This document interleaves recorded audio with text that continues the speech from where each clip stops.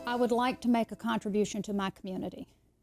Now that I am retired, I think that I have developed and honed personal skills through the years that will allow me to be an effective representative for multiple constituencies here in the city of Newnan.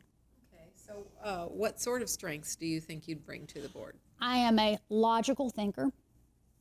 I'm a person who will tell you when I don't know the answer to something.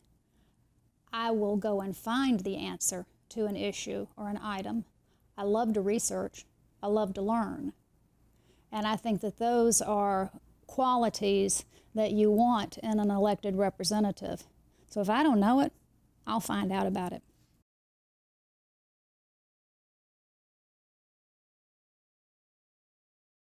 Community. We have this incredible gem of a historic community. In some ways, I would say our location is a strength, but other areas it may be a bit of a detriment, or some difficulties may arise because of it.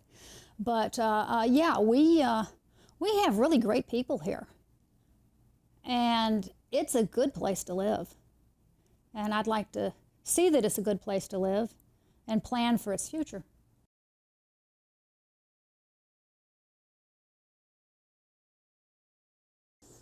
Well, we have a lot of, I know from a personal standpoint, I have been a community volunteer. And part of the volunteer effort that I have undertaken as a member of the Farmer Street Cemetery Commission is I have learned what government can do for us on a local level and what government's limits are. I've learned that government is very slow to respond, but once you do get over the inertia, that you can accomplish really good mutual goals for all of us.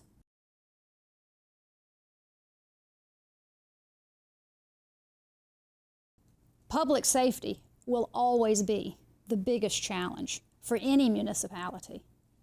And in our particular case, we are faced with challenges that are not unique to many cities of our size, in that we have had a deficit in the number of police officers. We have a very stable fire department, but our police department, we haven't had enough police officers.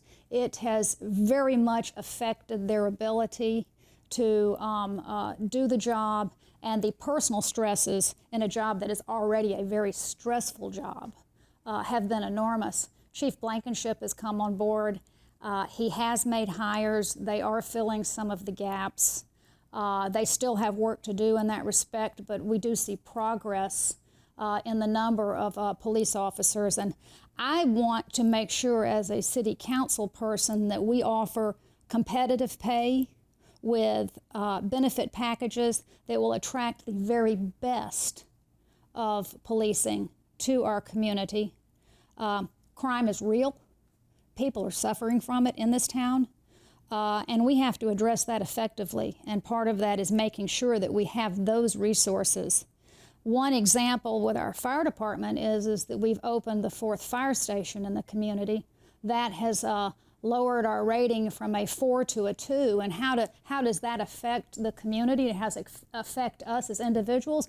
It affects our insurance rates is how it affects us. So by having better response times and planning for growth and bringing that additional station on that we've done, we are experiencing lower insurance rates than we otherwise would have. So those are things that directly impact an individual living in our town. I also want to make sure that we have competitive pay and benefit packages for city staff, because we want good people in these jobs. If we can attract quality people, we will get a quality product.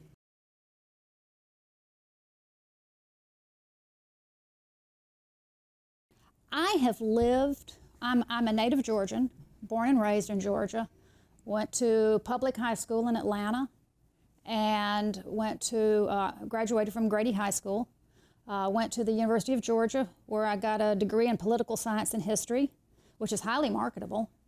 And I thought I wanted to go to law school. My parents convinced me that I did not want to go to law school. They were both lawyers, so I took their advice and did not go to law school. But I worked for a family business for a few years, so I do have small business experience. And then I got tired of working for my parents. It was stressful. So I decided to see the world, and I became a flight attendant for American Airlines. And I left Georgia and was gone for 20 years. I've lived all over the country. I have lived in downtown Chicago and suburban Chicago, Park City, Utah, outside of Salt Lake City, Keller, Texas, which is a few miles outside of Fort Worth, Texas. I have lived in downtown New Orleans, which I just loved living there. That was a great place to live. I have lived in a little town in outside of Washington, D.C., Warrenton, Virginia, which shares a lot of similarities to Newnan and a lot of the issues that we face here in Newnan. Then we, after 9/11, for my husband's job, we ended up moving and living in upstate New York in the Hudson River Valley, where as a later student in life, I retired from flying, and I went and attended the Culinary Institute of America. Got a degree from there. Yes, I am a real chef. You ask me what my specialty is, I cook everything because I can. During the period of time after I left flying, I became a certified residential real property appraiser. And I appraised for quite a long time, both in Virginia and in Georgia. Then we moved back to Georgia after we left New York, and the happiest day of our married life was the day that we sold the snowblower in New York and got out of there. And I have not had to shovel snow since. It's not fun. But we moved back to Georgia, moved out to Morgan County, Madison, another small town outside of a big urban area that shares a lot of similarities with Newnan, and it has a great quality of life. But when Delta Airlines was looking like it was going into bankruptcy, we sold the farmette that was not making any money, and we came to Newnan. Okay. And Newnan became a refuge for us. And so when was that? That was 2005, I believe. We were ahead of the curve on that, but it's about 2005 when we moved here from Madison. And then after a few years, I decided that I had enough of appraising, and I retired. In Warrenton, I served on their Main Street Commission, one of my community volunteer ideas that I served. And I was responsible for surveying the business membership in that town and understanding what their needs were. And so I had a lot of opportunities to sit down with businessmen to understand what they needed from their city, what they needed from their community, what they were trying to accomplish. And as I said, it had a lot of commonalities with Newnan, with the people and business people and their needs. That would be one instance of where I did some community volunteering. While I lived in New Orleans, I was a member of the Junior League of New Orleans. And what we learned at the Junior League is a very important lesson. For every hour of volunteering, you get 3 hours of expertise given to a community. So it is a multiplying factor for every one of us who does do some kind of volunteering or service in our community that actually is exponential in its effect. We have a lot of good people in this community who do a lot of volunteering. I think the Samaritan Clinic is an excellent example of that.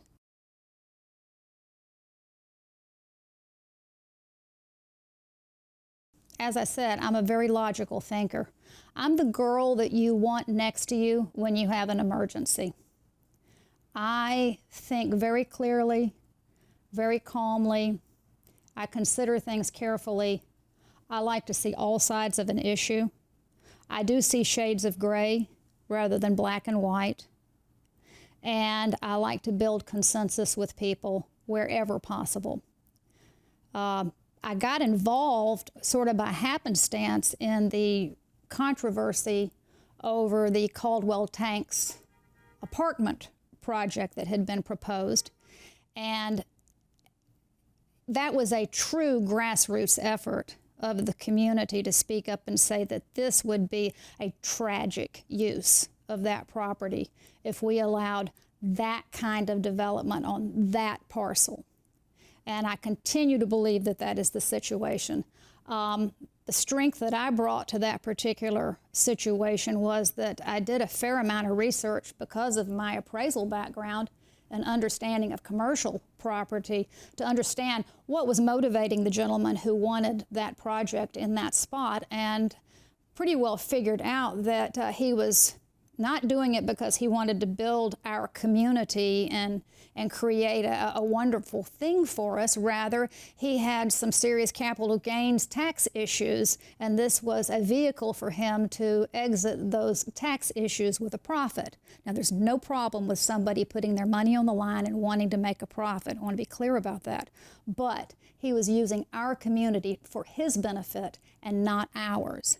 And I think that it has been a wonderful thing that the City Council and the mayor stepped up, purchased that property, and now we, the people of Newnan, will determine its fate.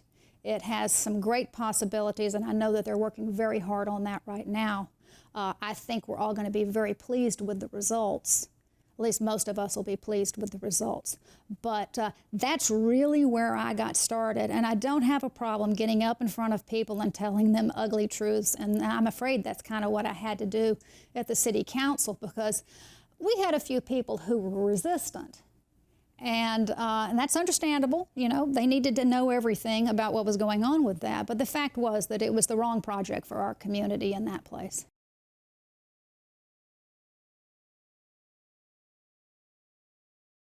Well, I think that the major thing,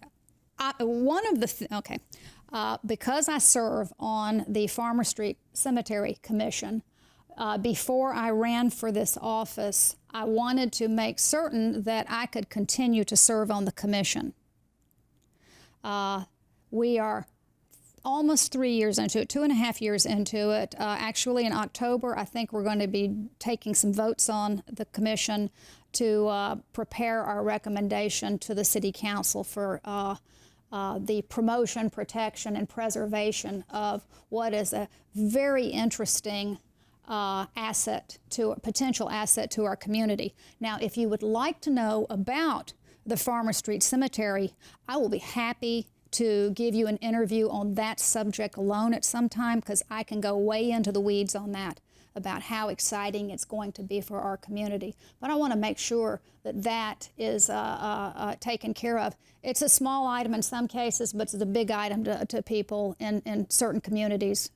And I want to see it completed. It's going to be fabulous.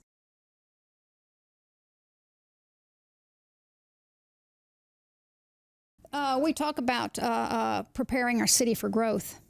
Well, the fact is that growth is here.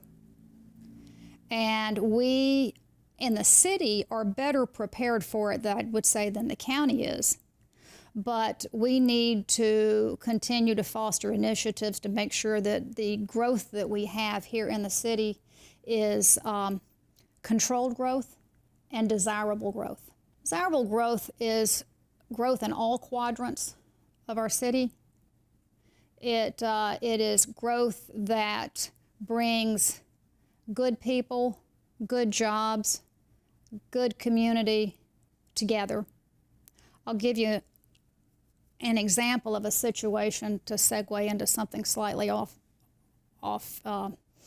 your question, but I was approached by a number of people who live over in the Coal Town over on Salbeatty Avenue. I know y'all are familiar with the awful events that we had there a few weeks ago, where 2 people and a dog were killed at a house over there, and that's a case of growth, and I'll get to that point. We have a absentee landlord who has a property over there that is using it as a boarding house, probably not selling drugs out of it, but people are going there to use their drugs. And those people and the behaviors that permits are terrorizing that neighborhood. I was asked to go to a community meeting and attend it by some friends, and it's not my neighborhood. But I went to it, and I wanted to hear what was going on. And I have to tell you, we had a lot of important stakeholders there. The mayor, city councilman, city manager, and a number of department heads, along with the police chief.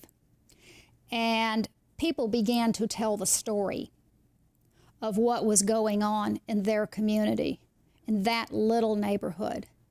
And I was horrified.